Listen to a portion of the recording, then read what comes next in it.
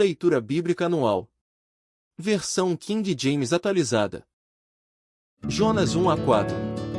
A palavra de Yahvé veio a Ioná ben Amitai, Jonas filho de Amitai, com esta ordem: Dispõe-te e vai à grande cidade de Nínive, quer dizer, morada de Ninus, e prega contra ela, porque a sua malignidade subiu até a minha presença. Entretanto, Jonas decidiu fugir da presença de Yahvé, o Senhor, e partiu na direção de Tarsis, isto é, jaspe amarelo. Descendo para a cidade de Jope, ou seja, Formosa, encontrou um navio pronto a zarpar para Tarsis, pagou a passagem e embarcou nele, a fim de ir para a cidade de Tarsis, tentando escapar da presença de Yahvé. Contudo, Yahvé fez soprar um forte vento sobre o mar, e caiu uma tempestade tão devastadora que o barco ameaçava arrebentar-se. Todos os marinheiros foram tomados de grande pânico, e cada um daqueles homens passou a clamar ao seu próprio Deus. Em seguida lançaram ao mar a carga do navio, com o propósito de deixar a embarcação mais leve.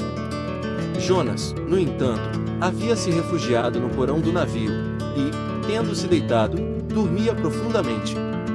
O capitão dirigiu-se a ele e indagou: Como consegues ficar dormindo numa hora dessas? Levanta-te agora mesmo e começa a clamar também ao teu Deus. Talvez assim ele se lembre de nós para que não venhamos todos a perecer.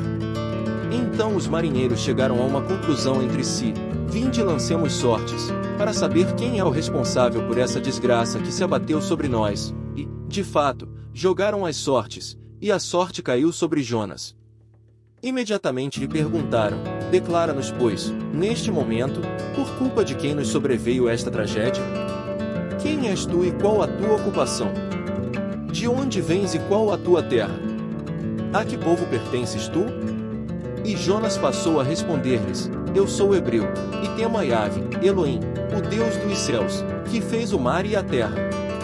Então aqueles homens ficaram horrorizados e lhe repreenderam: Que é isso que fizeste? Porquanto os homens sabiam que ele fugia do Senhor, pois ele já lhes havia contado tudo.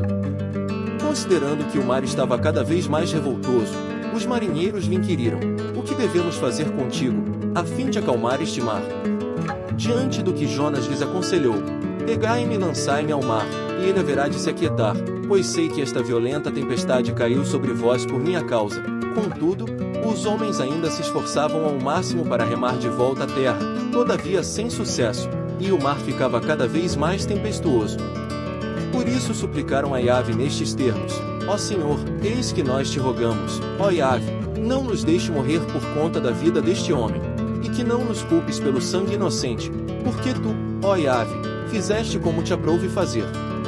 Então agarraram Jonas e o lançaram ao mar enfurecido, e logo este se acalmou. Assim que notaram que o mar se aquietara, todos os homens adoraram e louvaram a Yahvé com grande temor, oferecendo-lhe sacrifícios e fazendo-lhe votos.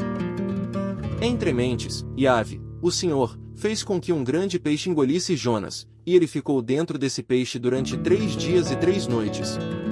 Então, dentro do ventre do peixe, Jonas orou a Yahvé, o seu Elohim, Deus. E disse: Em meu desespero clamei a Yahvé, e ele me respondeu: Do ventre do Sheol, da morte, gritei por livramento, e tu, ó Senhor, ouviste o meu clamor. Pois me lançaste nas profundezas, no coração dos mares, e as correntezas formaram um turbilhão ao meu redor, todas as grandes ondas e vagas passaram por sobre mim. Então pensei: Fui expulso da tua presença, poderei contemplar o teu santo templo uma vez mais? Eis que as águas todas me cercaram até as profundezas da alma, o abismo me cercou, as algas marinhas se enrolaram em minha cabeça. Afundei até chegar aos fundamentos dos montes, a terra embaixo, cujas trancas me aprisionaram para sempre. No entanto, tu fizeste subir a minha vida de volta do Sheol, da sepultura, ó meu Senhor Elohim. Eis que quando minha vida já se ia apagando, eu me lembrei de ti, Yahvé, e a minha oração subiu à tua presença, ao teu santo templo. Aqueles que acreditam em ídolos inúteis afastam de si a verdadeira Chesed, piedosa benevolência. Eu, porém, te oferecerei sacrifícios com voz de ação de graças. O que prometi cumprirei fielmente, sim, eis que Yeshua, a salvação, vem do Senhor Yahvé. E Yahvé deu ordem ao peixe, e este vomitou Jonas na praia. Então a palavra de Yahvé, o Senhor, veio a Jonas pela segunda vez com esta orientação: levanta-te e vai agora mesmo à grande cidade de Nínive.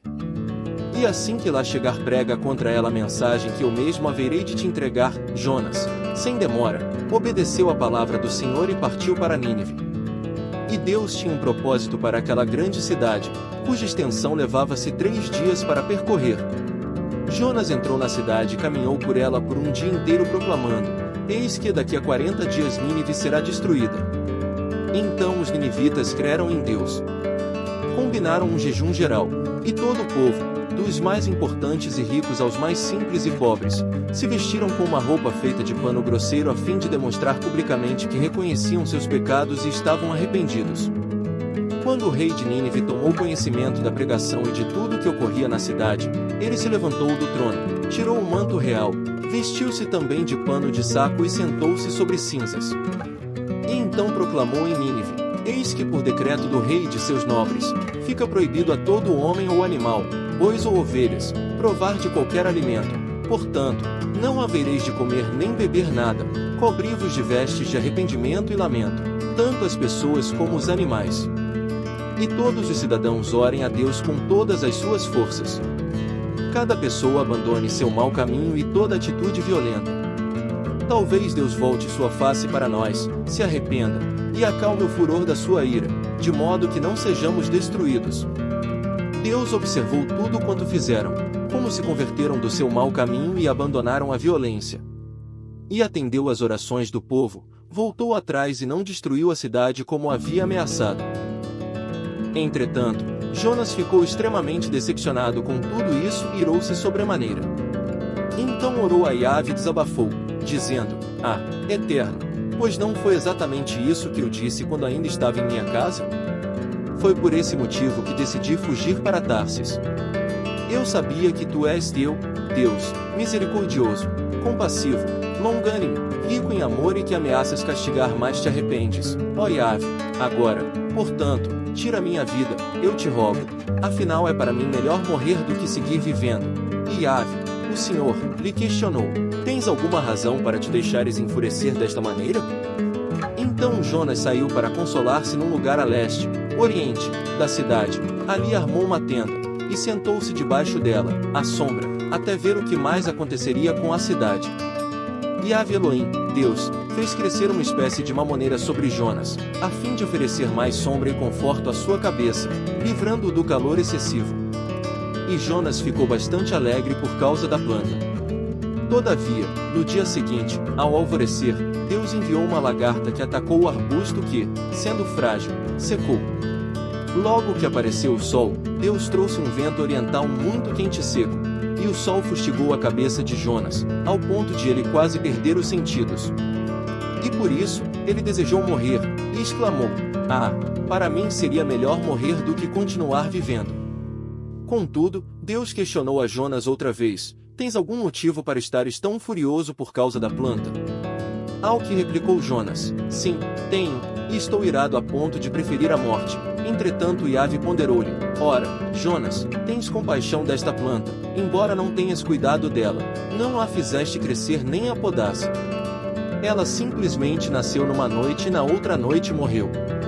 Por outro lado, Nínive tem mais de 120.000 seres humanos que não sabem nem discernir entre a mão direita e a esquerda, tampouco entre o bem e o mal, além de muitos animais inocentes. Não haveria eu de ter pena dessa grande cidade? Apocalipse 5. Então, observei na mão direita daquele que está sentado no trono um livro em forma de rolo, escrito de ambos os lados e selado com 7 selos.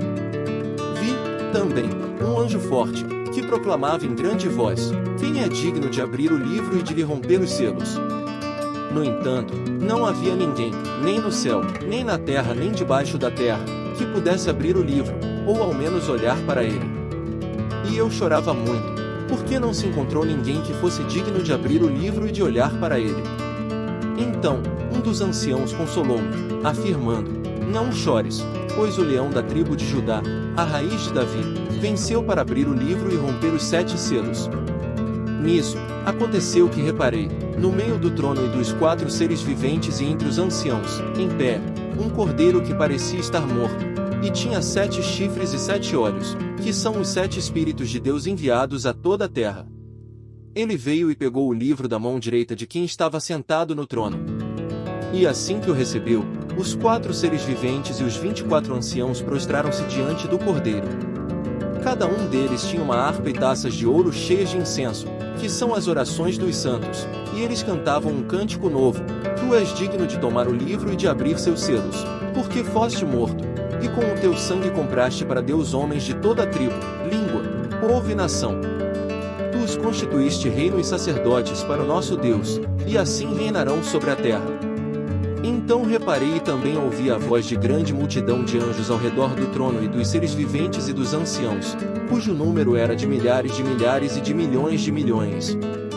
Eles proclamavam em alta voz: Digno é o Cordeiro, que foi morto, de receber a plenitude do poder, riqueza, sabedoria, força, honra, glória e louvor. Em seguida, ouvi todas as criaturas existentes no céu, na terra, debaixo da terra e no mar, e tudo que neles há, que exclamavam: Ao que está assentado no trono e ao Cordeiro sejam o louvor, a honra, a glória e o domínio pelos séculos dos séculos. E os 4 seres viventes bradavam: Amém, e os anciãos igualmente prostraram-se e o adoraram. Salmos 133. Cântico davídico de peregrinação. Como é feliz e agradável observar quando os irmãos vivem em fraternidade. É como um bálsamo precioso derramado sobre a cabeça, que desce pela barba como se fosse a barba de Arão, até a gola de suas vestes sacerdotais. É como o orvalho do Hermon quando desce sobre os montes de Sião. Porquanto ali o Senhor oferece a sua bênção, vida para hoje e por toda a eternidade. Provérbios 29 versículos 26 e 27. Muitos procuram o favor das pessoas importantes, mas o Senhor dá o que cada um merece. O homem iníquo é abominável para os justos, o de caminho reto, entretanto, é amedrontador para os ímpios.